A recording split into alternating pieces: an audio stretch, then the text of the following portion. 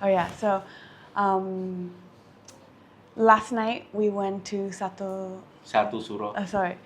Last night we went to Satu Suro. Suro. Okay. Yeah. It's hard to say. So last night we went to Satu. Suro.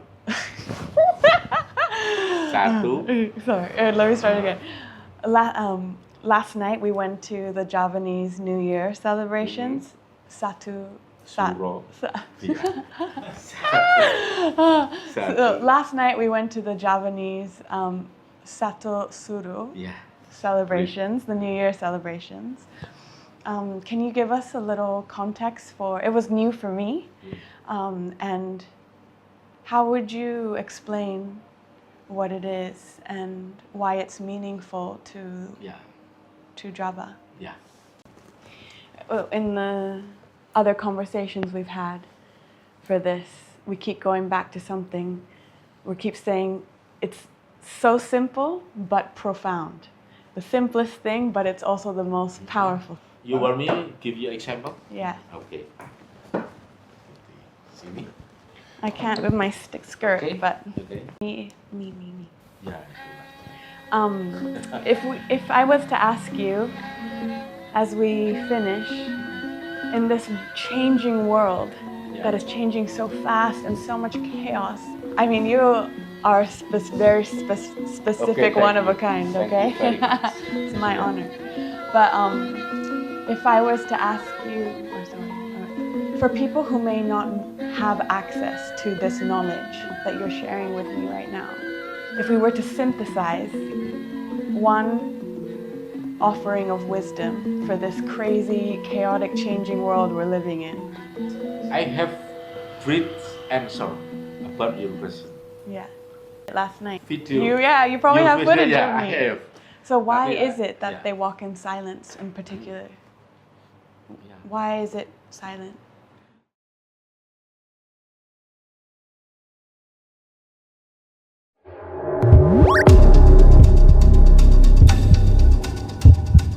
So, for people who may not know so much about Java, how would you introduce them to the deeper spirit and the way of seeing the world that the Javanese have? So what values and philosophies feel essential to the Javanese worldview? Ini pertanyaan yang sangat umum dan saya sendiri kadang agak bingung saya harus menjawab di sisi mana karena kita harus memberitahu ilmu yang luasnya memenuhi alam semesta dengan 1-2 baris kalimat. Jadi ini akan saya mulai, pertanyaan ini akan saya bantu untuk lebih fokus. Sebenarnya apa ilmu Jawa atau kejawen itu? Nah, ini saya bisa katakan bahwa ilmu Jawa itu merupakan pedoman hidup atau filsafat hidup bagi orang Jawa. Jadi itu merupakan kumpulan dari rumus-rumus yang sudah dikemas selama ribuan tahun, mulai dari nenek moyang orang Jawa, turun-temurun, baik itu melalui DNA maupun melalui pengalaman hidup sehari-hari, semua dirangkum, sehingga ilmu Jawa atau kejawen itu sifatnya up to date terus. Terjadi pembaruan yang sangat dinamis, tetapi tidak meninggalkan ilmu Jawa atau kejawen yang memiliki nilai-nilai yang usianya sudah lama.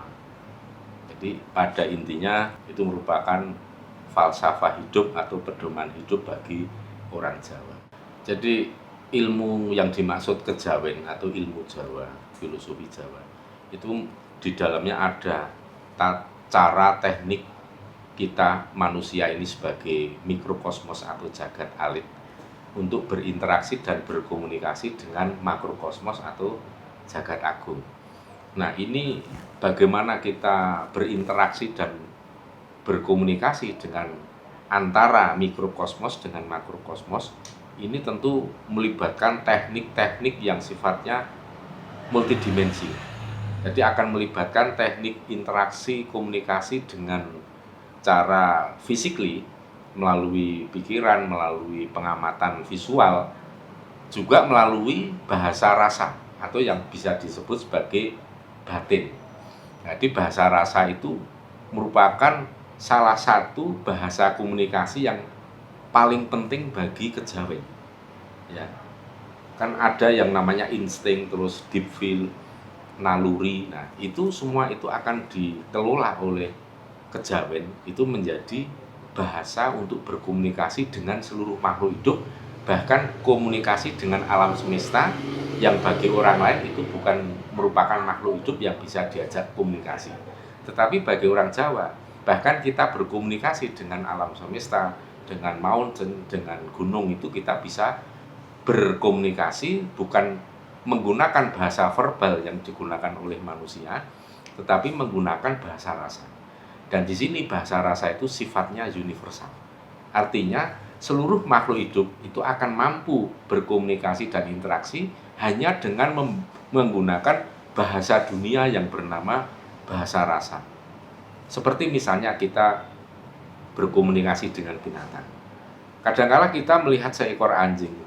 Ketika kita punya rasa benci terhadap anjing, maka anjing itu akan merespon dengan menggonggong, dengan bersikap yang tidak friendly, dengan rasa benci. Bahkan anjing bisa menjadi sangat agresif ketika merasakan getaran rasa kita itu ada rasa tidak suka terhadap anjing. Tapi ketika kita menatap seekor anjing dengan penuh welas asih, dengan belas kasih, dengan compassion, itu ternyata anjing pun akan merespon dengan luar biasa. Dia seperti tahu, bisa membaca apa yang kita rasakan. Nah, sekarang pertanyaannya, apakah manusia modern dengan teknologi tinggi, dengan science and knowledge yang sudah sedemikian hebat perkembangannya, apakah mereka mampu berkomunikasi dengan alam semesta, dengan para binatang? Ya, kenyataannya manusia modern kalah cerdas, kalah pinter dengan bangsa binatang. Itu baru kita bicara dengan satu arah ya, antara manusia dengan bangsa binatang dengan manusia. Belum lagi kalau kita berkomunikasi dan interaksi dengan makhluk halus atau yang bisa diistilahkan sebagai spirit, atau ya banyak ya, makhluk halus itu kan sangat beragam dan tidak sesederhana yang dijelaskan oleh kitab suci agama manapun. And I guess that's where the intuitive knowledge of the rasa becomes important, right? Because it's not about one thing or this, it's what you feel inside. And from what I understand, Kejawen is also about harmony, living in harmony in life. Harmony is balance. So it's like to balance between the earth and the both worlds, the invisible, the non-visible. Just from what I understand, am I understanding? Kalau kita menggunakan ilmu Jawa, mengasah rasa, mengolah rasa, akhirnya kita memiliki mata yang jumlahnya 6, punya indera yang jumlahnya 6. Sedangkan yang kita gunakan setiap hari, indera kita itu hanya 5. Mata, telinga, hidung, mulut, kulit ya, hanya 5. Tetapi dengan rasa kita berarti menggunakan sixth sense kita, menggunakan mata batin kita untuk berkomunikasi. Saya tahu seperti apa hari ini yang Anda rasakan, seperti apa sifat karakter Anda, walaupun itu sesuatu yang sangat Anda rahasiakan, yang ada di dalam diri, yang hanya diketahui orang ketika Anda menceritakannya. Tapi tanpa Anda cerita, saya tahu. Karena apa? Di situ saya akan berbicara dari hati ke hati, antar rasa. Jadi Anda merasa exciting sekali hari ini, dan ini mungkin baru pertama kali ketemu jenis manusia seperti saya di muka bumi. Nah, ini mungkin nanti akan terbaca semua. Dan ini bisa dipelajari oleh suku bangsa dan agama manapun di muka bumi. Jadi kalau kita katakan, apakah kejawen itu sifatnya hanya untuk lokal saja, hanya berlaku untuk orang Jawa? Oh tidak, kejawen itu adalah ilmu yang memuat nilai-nilai kearifan lokal atau local wisdom. Tetapi local wisdom itu hanya kulit luar atau cangkang.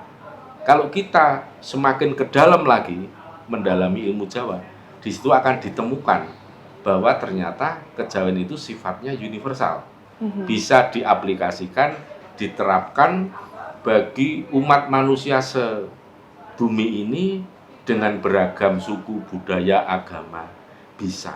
Dan satu lagi yang penting dipahami oleh orang yang masih awam mengenai apa itu kejawen, yaitu kejawen bukanlah sifatnya itu klinik atau semuanya dibuat seolah-olah gaib. Jadi kejawen itu ibaratnya ilmu yang sangat ilmiah. Metodologinya ada dengan menggunakan metodologi epistemologi. You know, epistemologi. Ya. Ilmu untuk mencari ilmu. Metode untuk mencari ilmu. Metodologi kejawen untuk mendapatkan ilmu-ilmu yang baru itu menggunakan metodologi ngelmu kasunyatan. Ilmu yang bersifat fakta atau ilmu yang berdasarkan kenyataan atau fact, ya. Fakta itu bisa dalam dunia empiris, tapi bisa juga dalam dunia yang non empiris. Fakta yang berada dalam dunia empiris kita sebut saja fenomena. Sedangkan fakta yang berada di dunia non empiris kita sebut saja noumena. Ya. Itu dasar-dasar filsafat dari Yunani kuno.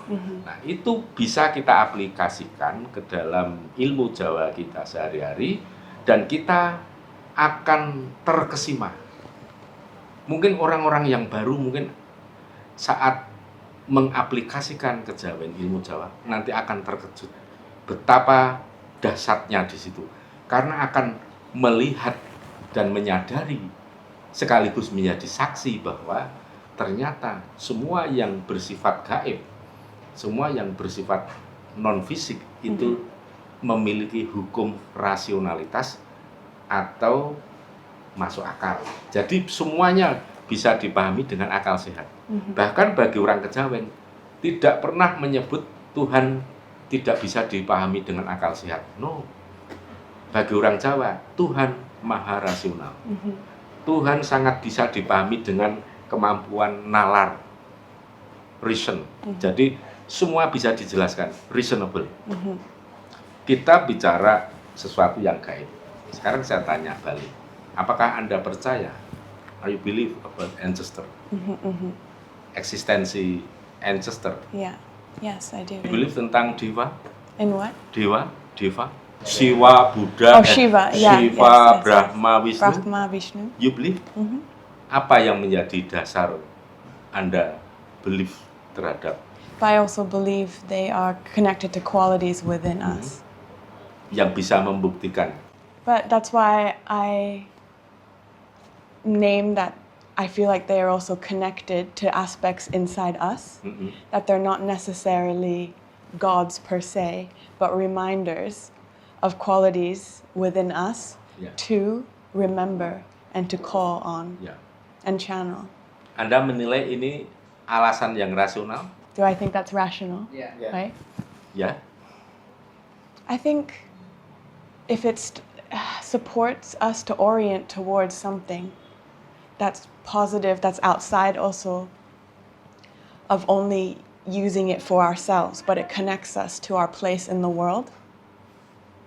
But I'm also always questioning, not one, the other, just curious that I believe in the gods. Yeah. I mean, I don't necessarily, believe, in that they exist, but that's why I was saying my explanation is that they are here to also, they're stories after all, right? Like stories that are important to remind us of these different qualities, the circle of life, death, rebirth, Mungkin saya bisa destruction, just that these are all qualities of life, both in life and within us. Ya, itu ada pengalaman personal ya. Itu Anda berarti komunikasi, interaksi dengan dewa melalui perasaan, rasa, melalui rasa sejati. Yeah, to feel. I think that's also when you named epistemology. It's not necessarily that I just believe. It's that I also, for example, in the West, everything, as we've become more of a secular society that's removed itself or distanced itself more from spirituality and religion, especially because of money and capitalism, for example, of that it's also, based, we've moved towards a society that everything is based on science or proof.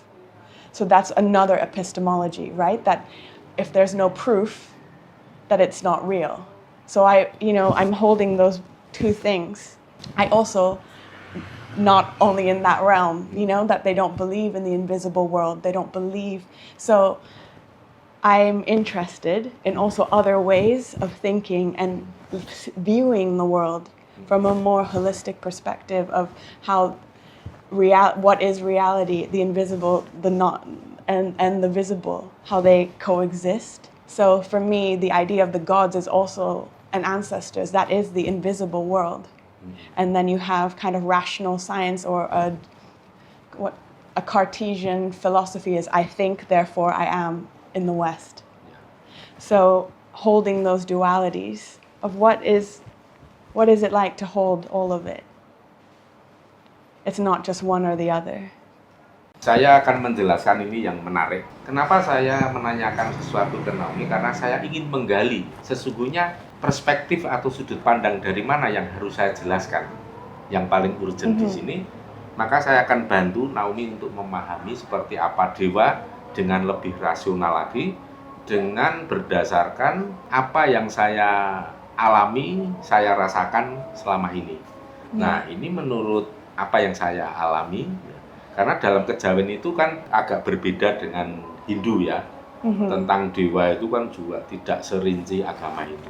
Tetapi dalam kejawen itu melalui epistemologi, kemudian memahami bahwa eksistensi leluhur itu memang benar ada, eksistensi dewa itu juga benar-benar ada, bukan karena membaca buku, bukan karena read down, tetapi karena experience, spiritual experience maupun visual and empirism. Untuk memahami, menurut saya sebagai orang Jawa, dengan mengaplikasikan kejawen maupun saya sebagai pribadi, jadi saya dulunya memang tidak percaya 100% bahwa dewa itu ada. Awalnya seperti itu. Tapi saya juga tidak menolak 100%.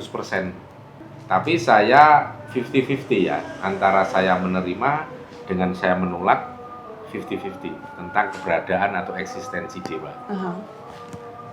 Kemudian setelah saya menjalankan pola hidup orang Jawa yang dinamisme, animisme yang percaya dengan kekuatan gaib, di situ ada para leluhur dan saya sering terjadi interaksi, komunikasi dengan leluhur. Saya dapat perintah dari leluhur untuk melakukan sesuatu, dan saya tidak hanya yakin tetapi saya sudah melihat bahwa leluhur yang perintah ke saya ini real, nyata. Karena setelah perintah itu saya laksanakan, saya mendapatkan sesuatu yang memang seperti direncanakan oleh leluhur. Jadi ketika saya ada leluhur perintah, misalnya ini nanti tanggal 2 sampai 4 Juli, saya ada perintah untuk melaksanakan spiritual Odyssey Nawasanga di Bali, ke Nine Satkayangan Temple di Bali. Itu yang ada 9 dewa menjaga 9 penjuru. Saya akan laksanakan bersama 120 people. Follow me. Melaksanakan perjalanan spiritual Odyssey Nawasanga di Bali. Saya melaksanakan spiritual Odyssey Nawasanga karena diperintah oleh para leluhur besar di Mataram, Great Ancestor from Mataram, Pelis, dan kemudian diperintah juga oleh Sang Hyang Wisnu. Sang Hyang Wisnu, Ida Bathara Mahadewa, dan satu lagi Begawan Pasopati yang stananya ada di Mahameru, Mount Semeru. Di situ saya diperintah untuk melaksanakan spiritual Odyssey Nawasanga, dan waktunya mereka semua yang menentukan. Tanggal 2 Juli sampai tanggal 4 Juli, saya selama 3 hari 3 malam akan melaksanakan jalan spiritual itu, dan ternyata yang bersedia dan akan ikut itu ada sebanyak 120 personil seluruh Indonesia dan dari multi etnis, multi agama. Yeah. Ya, itu saya membuktikan sudah sejak tahun 2018 bahwa dewa para leluhur ketika perintah ke saya untuk melaksanakan sesuatu dan ternyata semua terbukti. Nah, itu menegaskan bahwa apa yang saya lihat, apa yang saya temui itu benar-benar ini leluhur dan benar-benar dewa. Bahkan dewa yang tertinggi yang orang Jawa sebut sebagai Sang Hyang Wenang itu kita pernah bertemu.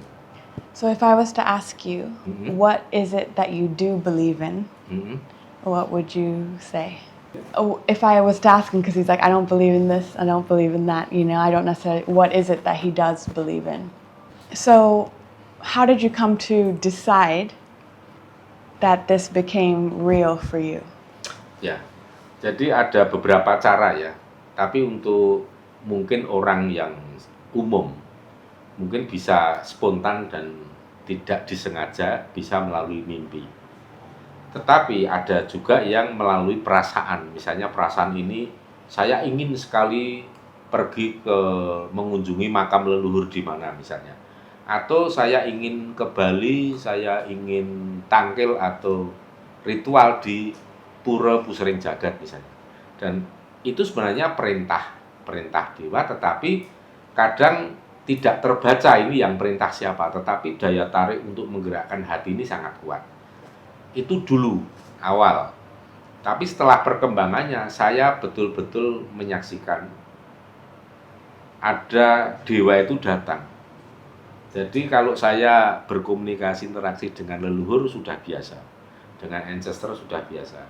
Misalnya pada saat kita duduk seperti ini, ada leluhur yang datang, leluhur itu menyampaikan sesuatu, saya melihat dan saya mendengar apa yang disampaikan.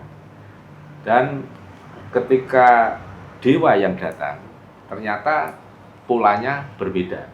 Jadi kalau leluhur datang itu horizontal datangnya. Itu ancestor.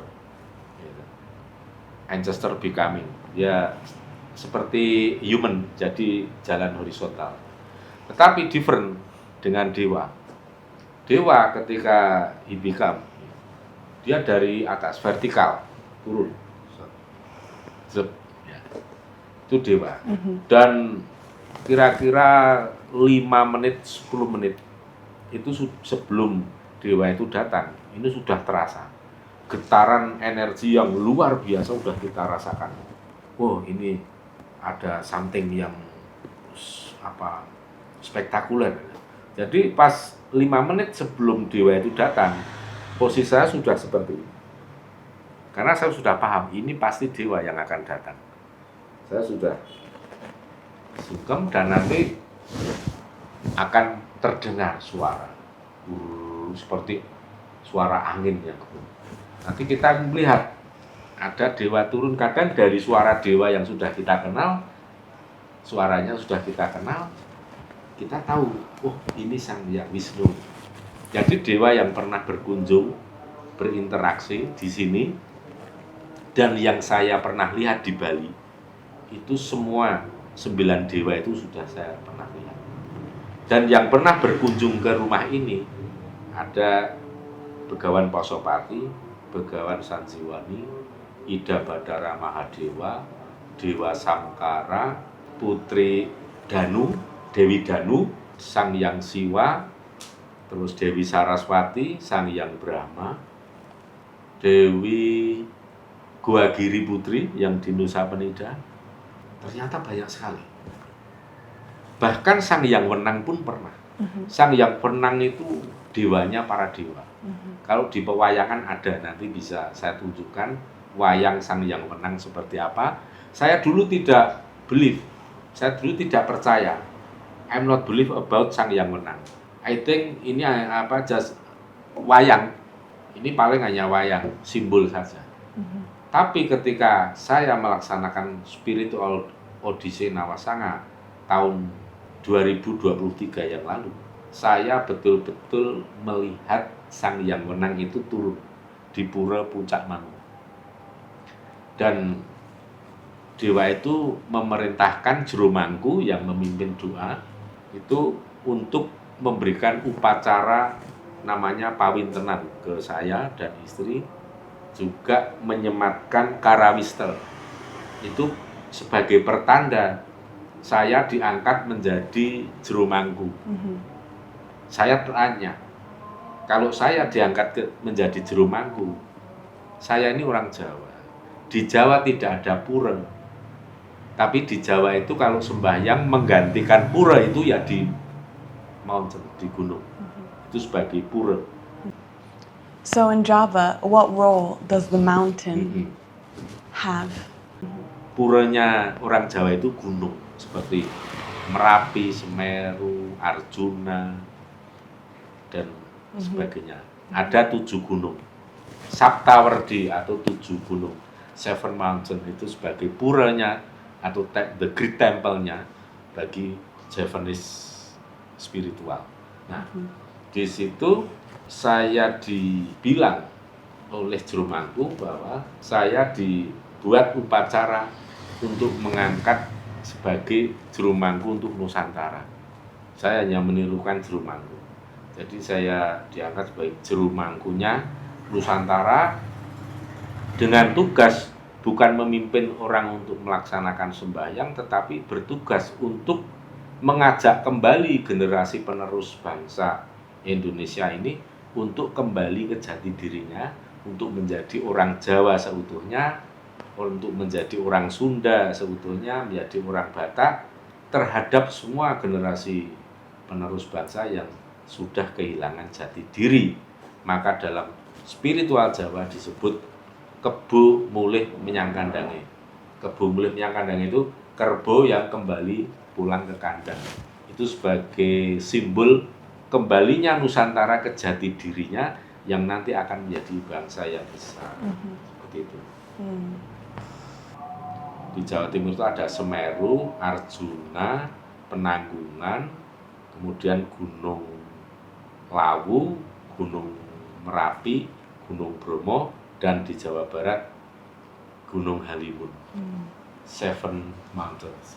Itu sebagai pura, dan di situ setiap kali para dewa turun itu ditandai dengan awan lentikular yang seperti topi itu di atas puncak gunung. That's also what feels strictly quite magic about, from what I understand about the Javanese lens or this Kejawan lens, is holding multiplicities, holding paradox, holding the balance of, even getting out of this binary thought, especially in the West. The way that religion is also translated, it's very, you're good or you're bad.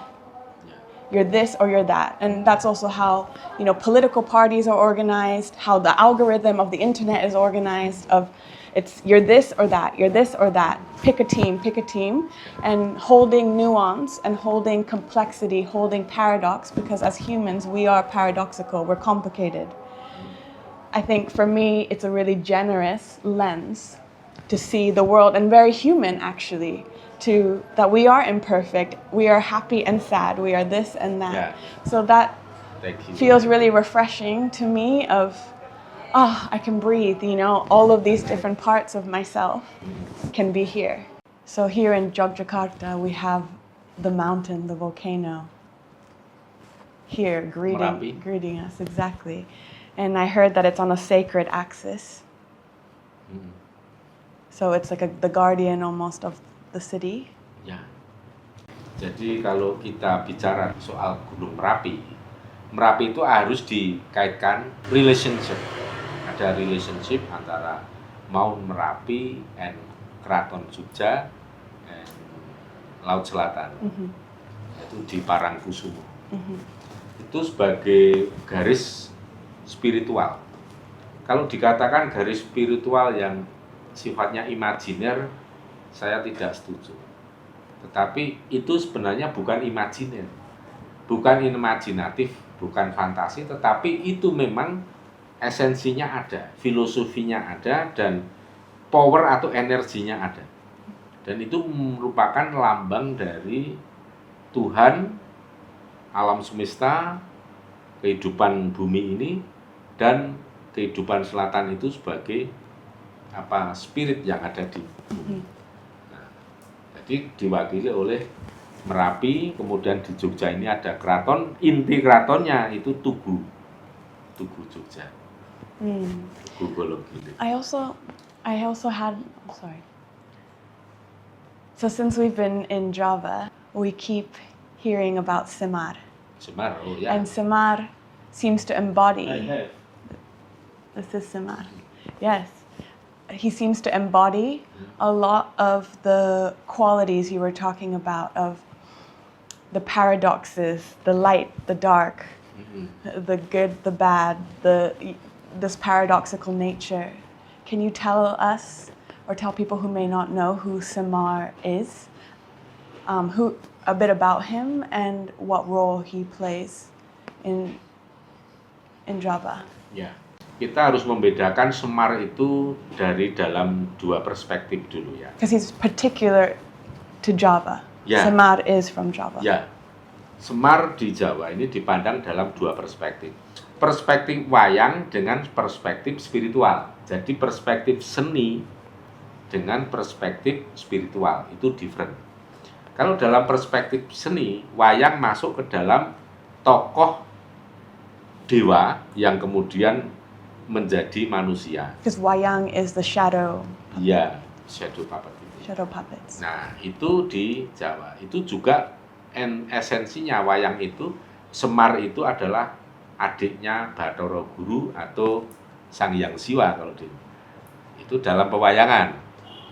Kemudian dalam dunia spiritual, Semar itu dinilai orang Jawa sebagai pamomong atau guidance bagi Javanese people especially, tapi untuk skop Nusantara pada in generalinya. Nah, di situ kita bisa mengatakan bahwa Semar itu adalah tokoh besar, the great leader sebagai pamomong atau guidance untuk Nusantara, dan itu sifatnya gaib, ya, sifatnya gaib, tetapi bisa menjadi fisik atau bisa muncul secara physically ke dalam tubuh orang-orang yang dipilih untuk pamomong Nusantara. Tapi kita akan bicara lagi melalui spiritual yang beda lagi. Semar, kalau yang saya saksikan, ini menurut experience atau menurut empiris yang saya alami, saya memang tidak melihat Semar secara nyata yang dinamakan Sang Hyang Ismoyo. Itu Sang Hyang Ismoyo itu dalam spiritual Jawa.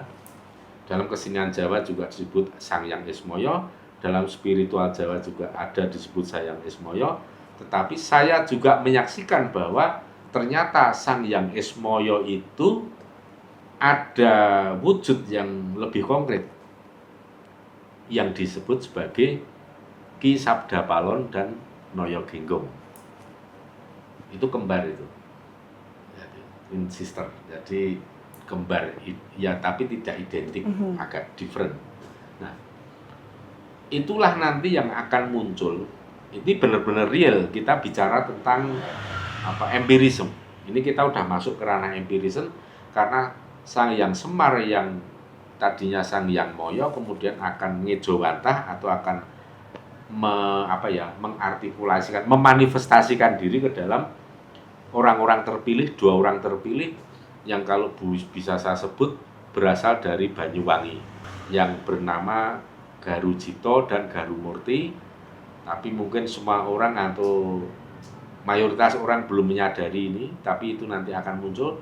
Dan tugas dari Sang Hyang Semar dalam kapasitas sebagai pamomong itu sebagai manifestasi menjadi Sabda Palon dan Noyo Genggong, itu nanti akan mendampingi Satrio Piningit Ratu Adil.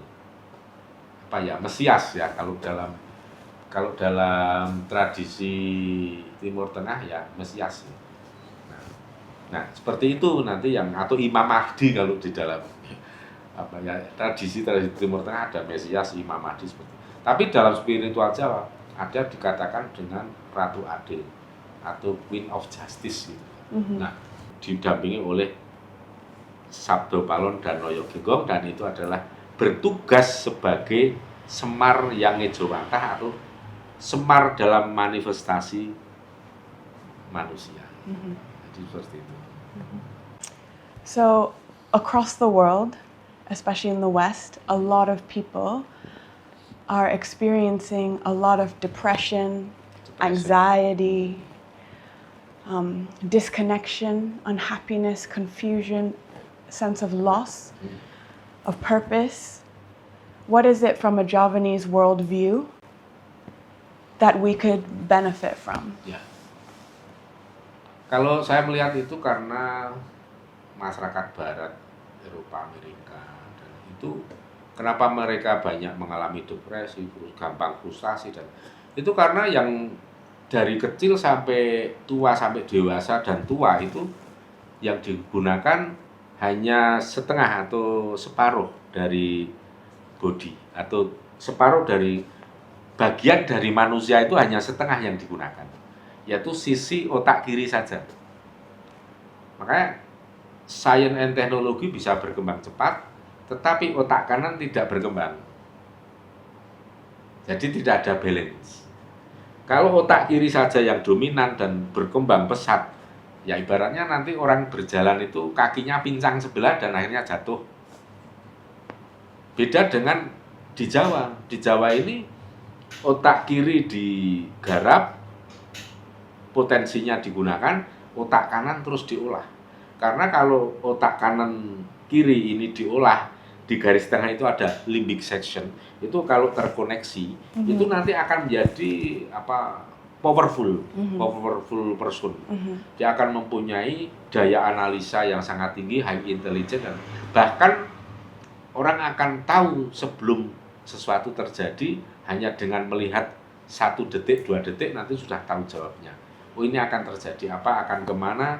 Orang baru mulai bertanya, saya sudah tahu, oh ini jawabannya seperti ini. Itu karena apa? Kita gabungkan antara otak kanan dan otak kiri. Dan nanti limbic section itu harus terkoneksi. Tidak boleh terpisah, disparate, apalagi yang digunakan hanya sebelah. Misalnya hanya otak kiri saja. Itu yang terjadi, manusia kehilangan nilai kemanusiaannya. Manusia hanya menjadi robot. Humanoid apa itu yang robot manusia itu. Nah, itu yang terjadi saat ini. Dunia sedang memproduksi robot-robot manusia berupa manusia. Human robotic itu memang sedang terjadi. Dan mereka hidup. Siapa yang membuat itu? Bukan Tuhan. Bukan gaib, tetapi mereka membuat dirinya menjadi robot. Tapi untuk orang Jawa itu udah tahu persis. Kalau hanya sebelah yang digunakan, sebelah kiri saja, kita akan menjadi robot. Bahkan lama-lama, jika nilai kemanusiaannya sudah hilang, kita akan menjadi bangkai yang berjalan. Menjadi mumi atau apa ya, kalau dalam film-film horor itu ya seperti itu ya. Nah, ya kayak gitulah. Itu namanya kita sedang menciptakan kematian untuk diri kita. Hanya tinggal tunggu waktu. Dan intinya hidup itu ada di sisi kanan otak. Intinya hidup itu ada di sisi otak. Dan di sisi otak berhubungan dengan batin. Batin berhubungan dengan nafas. Nafas berhubungan dengan energi hidup yang menghidupkan. Energy make you life. Yeah, energy is life. Ya, energy is life itu ada di dalam nafas, breath, you breathe. Nah, itu ada nyawa di situ, ada hidup. Nah, ini yang dikesampingkan. Orang tidak pernah melakukan olah nafas.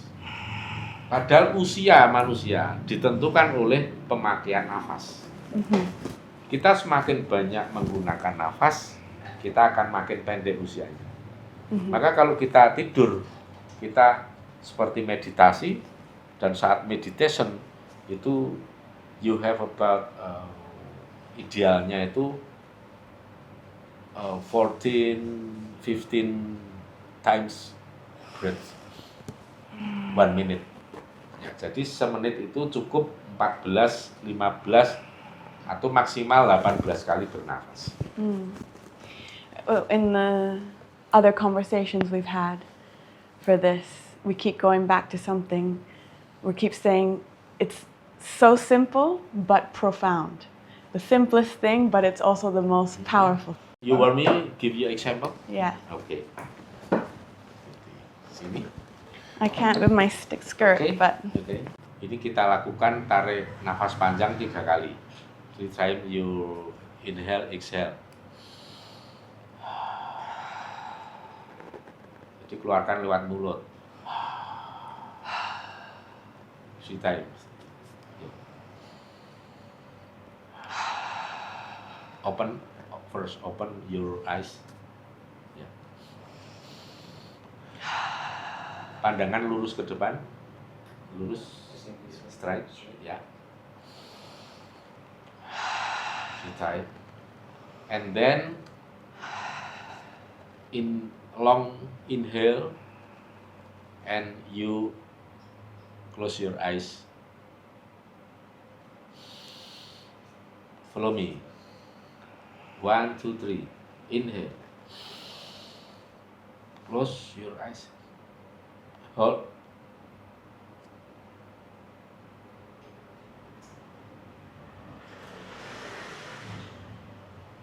Exhale.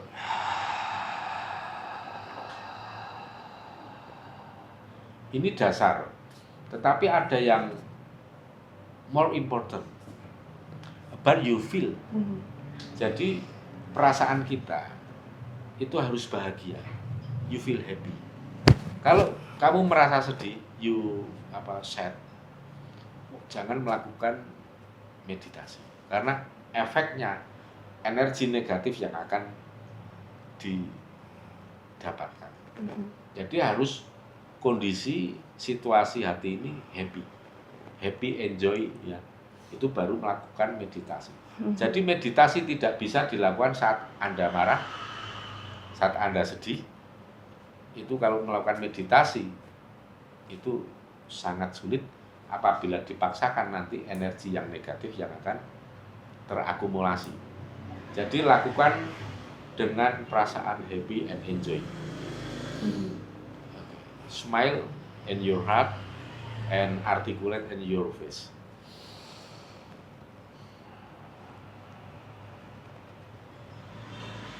Ya, close your eyes.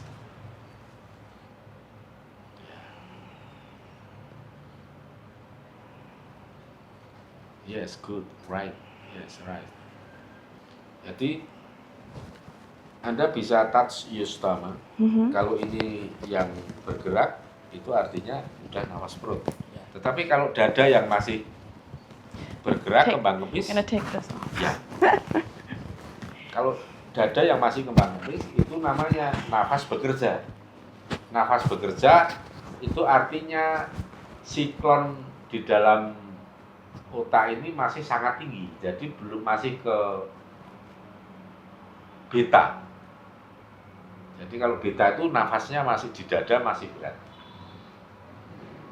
Tapi kalau sudah menjadi rileks, itu akan ke arah alfa. Alfa nanti nafasnya saat kesadaran alfa, nafas udah mulai turun ke perut. Itu udah dari alfa ke perut. Nanti kalau kita pertahankan perut about 15 menit, kamu bisa menjadi masuk ke theta. Nah, kalau di theta itu yang terasa, kita tidak merasakan lagi kesadaran raga. Tetapi kita bisa mendengar, kita bisa mencium aroma. Itu namanya turu sakjroning melek atau menidurkan raga. Sleep only your body. Yeah. Ya. But not your feel. You can still hear and smell dupa atau bunga. Ya. Itu masih bisa. Dan ini yang terdengar bukan yang nearest you, around you, tapi yang paling jauh. Kalau masih mendengar yang dekat sekali, itu berarti raga belum tidur. Thank you for that. So my final two questions. So this series we're making is on Merasa, on Rasa, and we started with India and how knowledge from the Vedas, for example, has traveled from India to Java to Bali. Does that feel true to you? What knowledge has been kept and what knowledge has been changed, and how do you believe knowledge moves? Yes, knowledge move.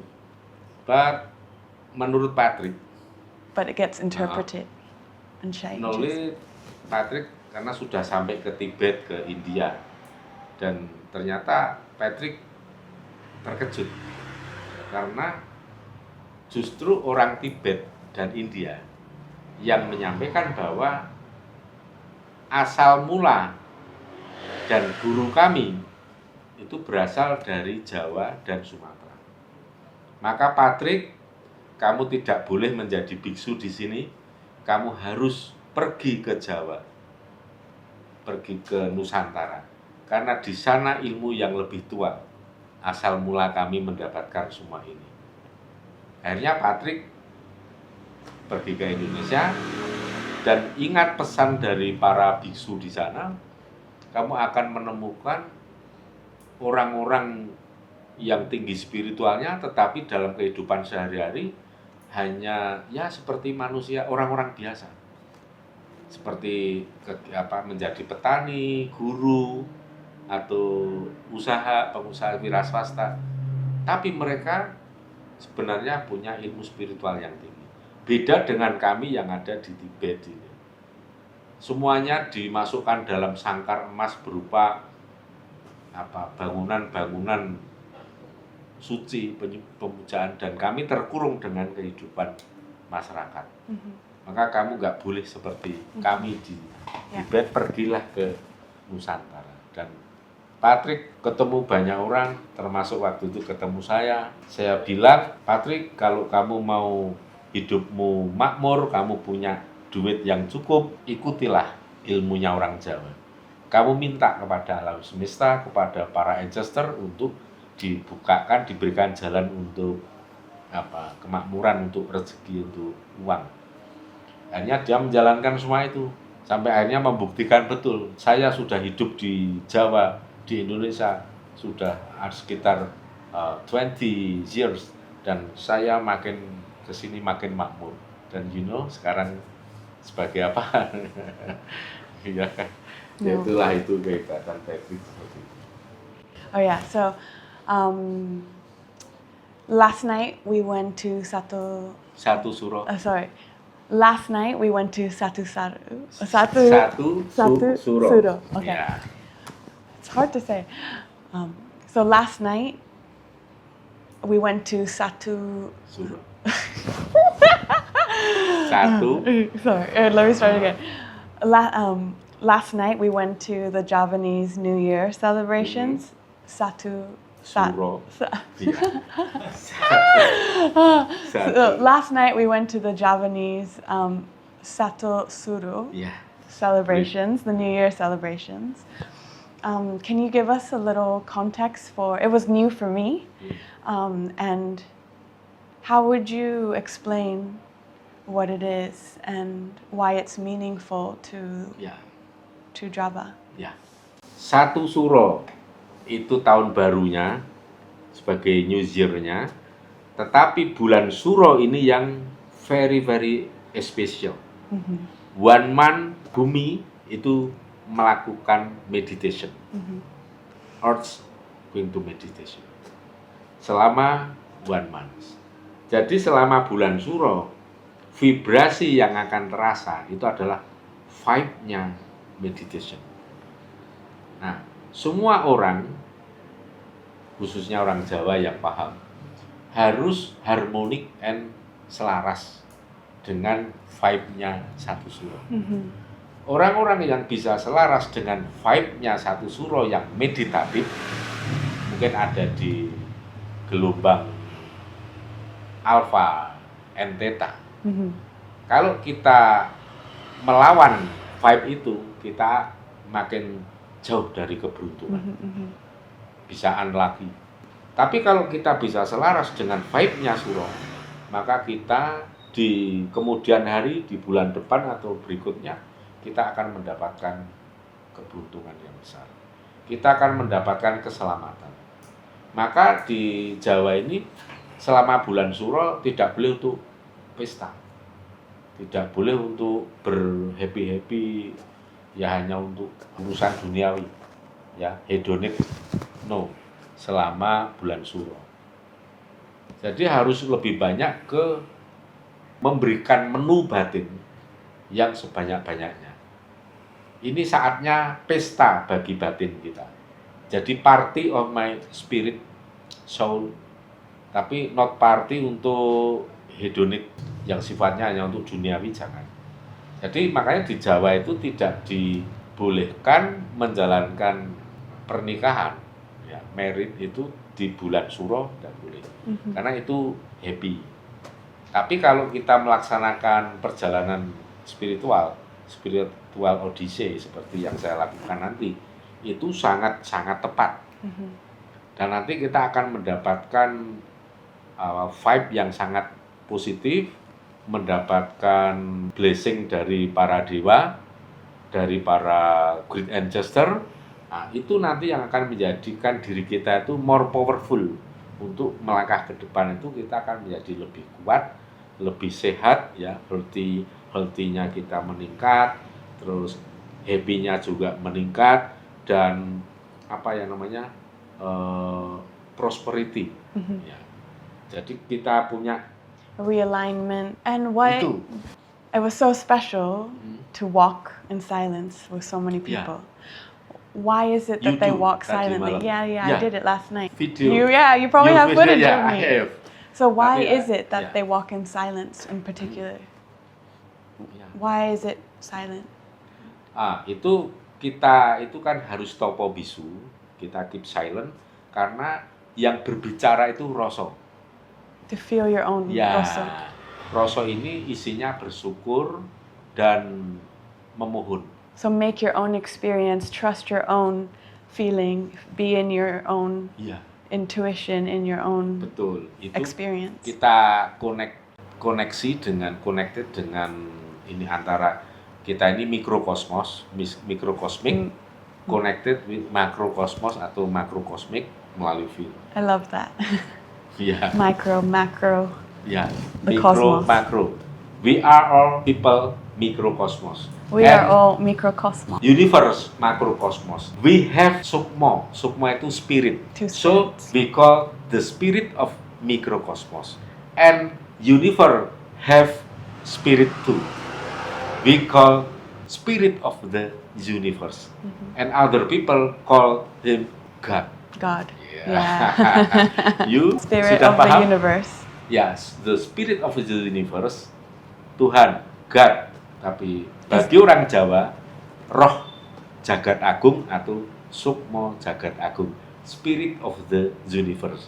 Maka kalau kamu mencari Tuhan, tidak kemana-mana, tapi carilah Tuhan spirit dalam dirimu, dan kamu akan meet the real spirit inner your world, yaitu spirit of the mikrokosmos. Itu yang dinamakan sukmo roh atau sang guru sejati, the real teacher, the original teacher, the great teacher dalam everybody itu pasti punya. Itu namanya guru sejati atau pancer, dan kita bisa ketemu. Jadi nanti kalau kita ketemu guru sejati kita, saya ketemu guru sejati saya, itu yang akan kita lihat itu mirip, similar, ya, seperti Naomi meet Naomi, ya, Naomi meet Naomi, itu yang namanya pancer atau guru sejati, ya, itu namanya pancer guru sejati, itu real ada dan bisa bertemu kita. I need her advice actually, so maybe I can ask her. Ya, I need it right now. ya. Dan belum ada. I'm like, girl. Ya, itu ada satu lagi, ada dua lagi. I'm like, help me. Help. Help, Naomi, help me. Help me. Naomi, help Naomi. Help me. Please help me. Help me.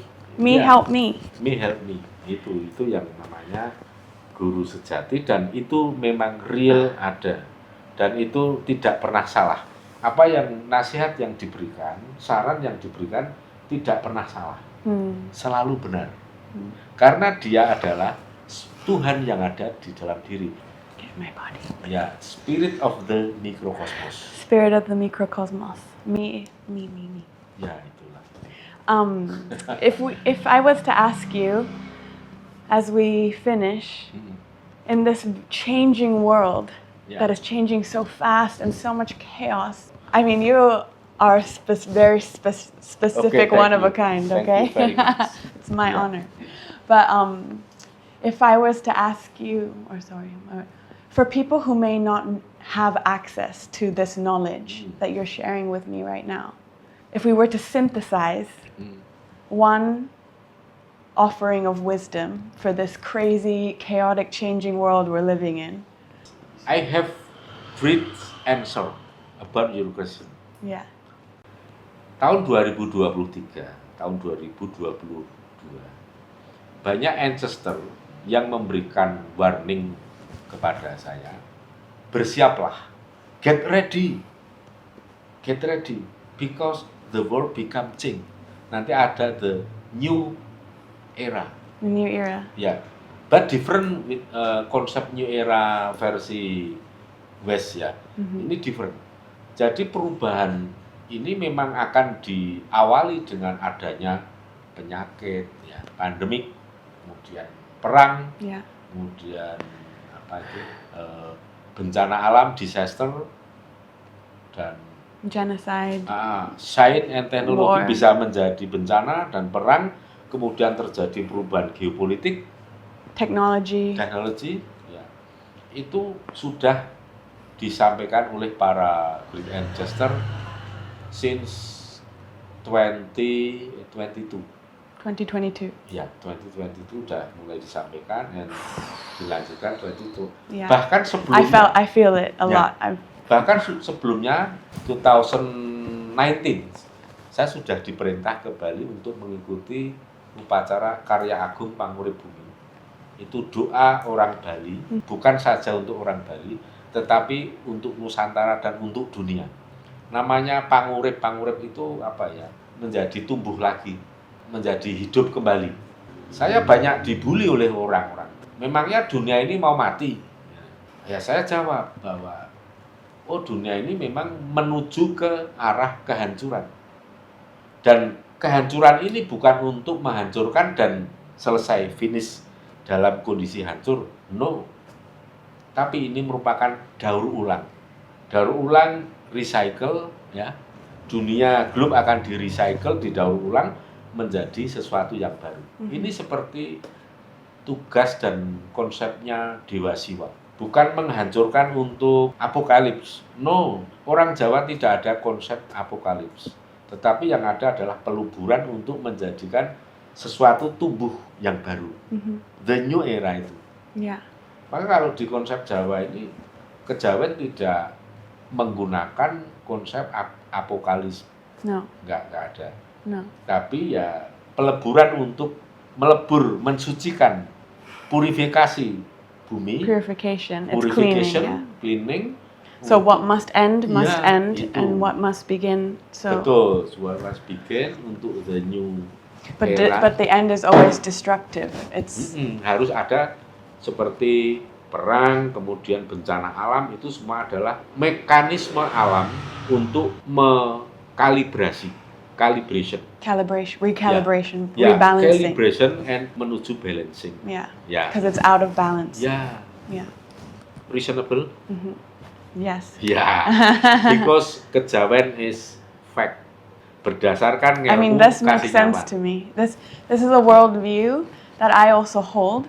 So it's really nice to learn about Kejawen because it gives me context for what I feel for my rasa, for my rasa. Itu Yurasa itu adalah itu guidance dalam hidupmu. Kenapa Yurasa itu penting? Karena Yurasa itu rasa sejati ya.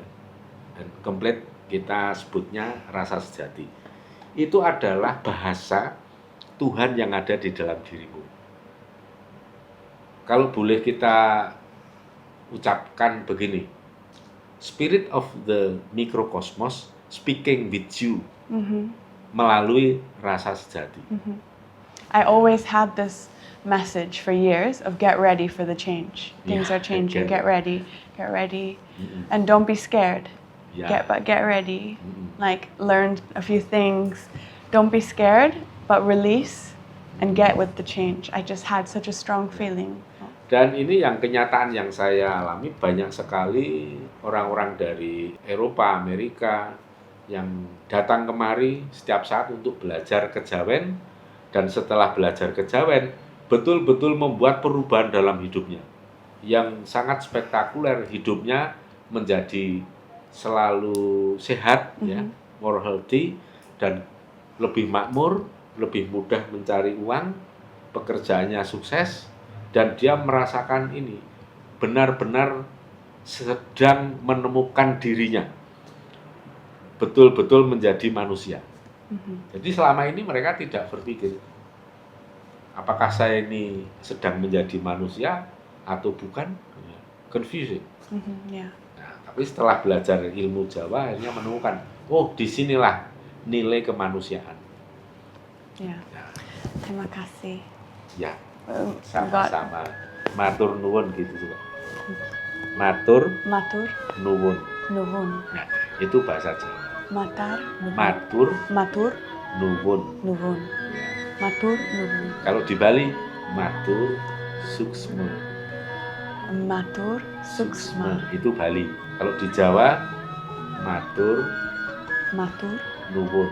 nuwun. Kalau Nuwun. di Sunda, Matur nuwun. ya, kalau di Sunda, hatur Hatur nuhun. nuhun. Ya.